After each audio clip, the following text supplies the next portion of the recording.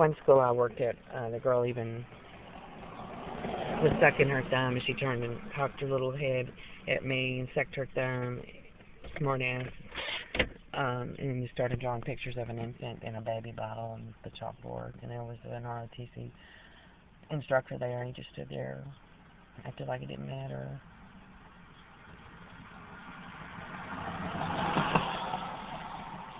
You know, and that's happened in other classes I've had too, or I've been in classes with other teachers. That's because the school board knows about it. They're allowing it. They're telling all the teachers that I've worked with that this is what's happening, and it's all okay, and don't worry about it. Just go along with it.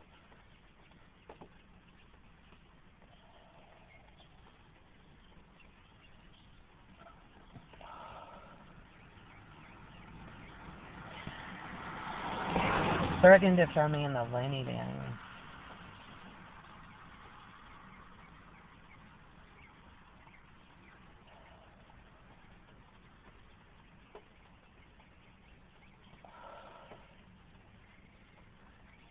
My son doesn't deserve this, and I'm his mother, and he would have had a wonderful life, and we'd have been very successful.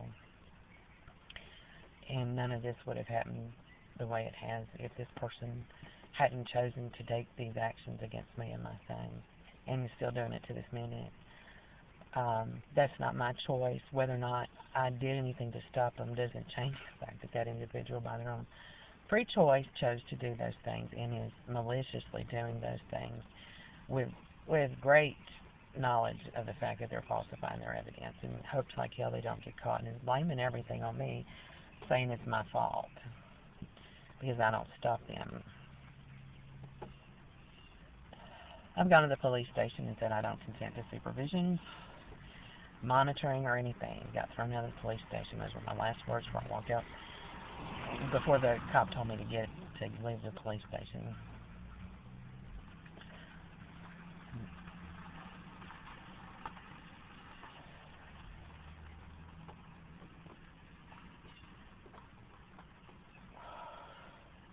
I'm one of the easiest people in the world to talk to, and I can understand people very easily. So, when you go through stuff like this, like having a district manager sit there and falsify statements about you and your work history, that destroys your self-confidence when you're talking to somebody about a job. The only thing that I have a choice of doing at that point is to confront that individual and ask them why they're making statements that aren't true.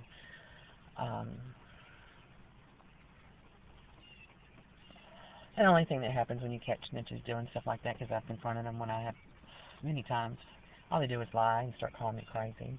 What are you talking about? Oh, you're fucking crazy, schizo. When they're doing exactly what I say. You know.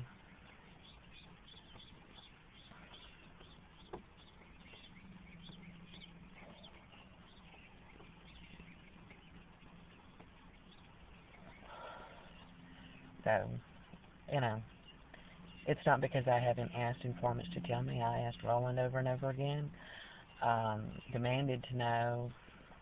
I've asked, other people and told them, that I knew. They didn't care.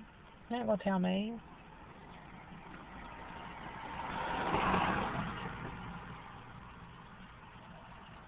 The goal is to keep me from preventing it from happening.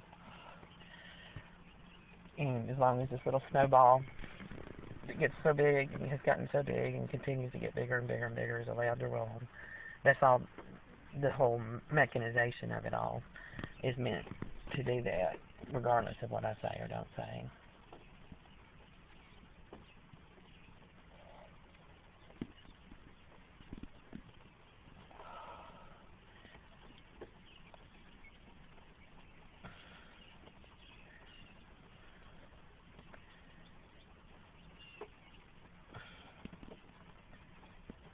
They call it Area 51 when Jake and I walk in the door at Walmart.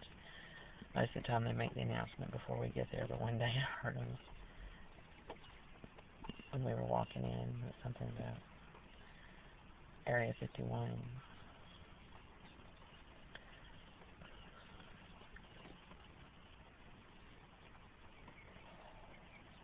I don't know if they're turning off the cameras or what's going on.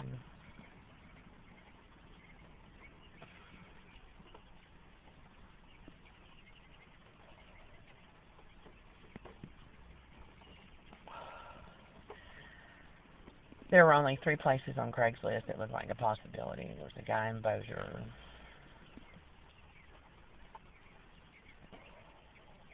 And then there's maybe 1 or 2 others. I've got a few rentals that I can call. They're on my cell phone. They're in bad areas. One's a trailer on Garden Street, guy with disability. And the other one's some lady off of Hollywood. That's a long drive out of the way from here. In a bad area. They always say in the places where it's a bad area, they'll always say, but this is a nice part of the area. This little area here where we are, this house is in a good area, the bad area. No, it's not. It's not.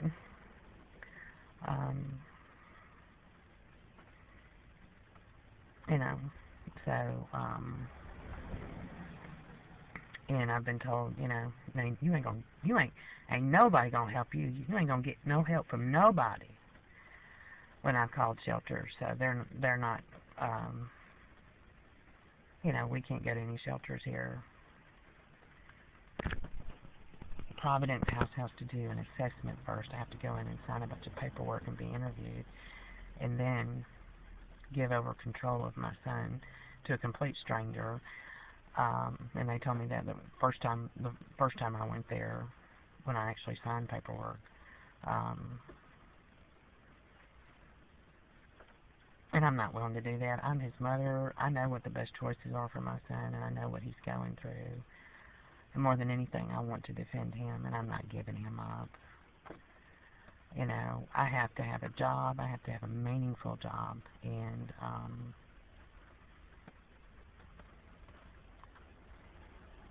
you know, we have to be able to survive.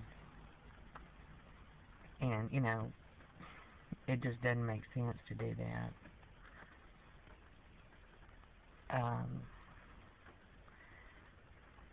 It's a meat grinder, Providence House is, and embezzlement is what I would call what they do there, taking money from people that they kick on the street. That's embezzlement. And it's just so, you know, me and Jake can sleep on the street, I can take him to school, and he can have his little heart ripped to shreds like it has been over and over again. And I can go get a job making $8 an hour as a cashier at Taco Bell, sweeping the lobby and selling people tacos. I can do better than that. I am better than that. I'm not a fugitive. And this is a terrible situation.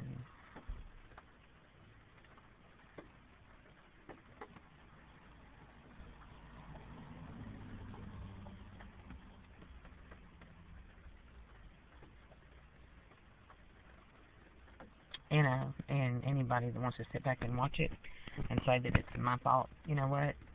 You didn't mind watching, did you? And you wanted to believe everything somebody told you about me and my son, but you never once had the guts to ask me the same questions about what happened as what you were told happened. Why wouldn't you ask me the truth about it? Why did you just believe that I was a pedophile? Why did you believe all that? How do you know that? Why do you believe it's true? I've audio monitored me and my son 24/7. I can prove that I'm not a pedophile. So, you know, creating a shitstorm around me to say all this is true when there's no real reason to say it, that's not okay.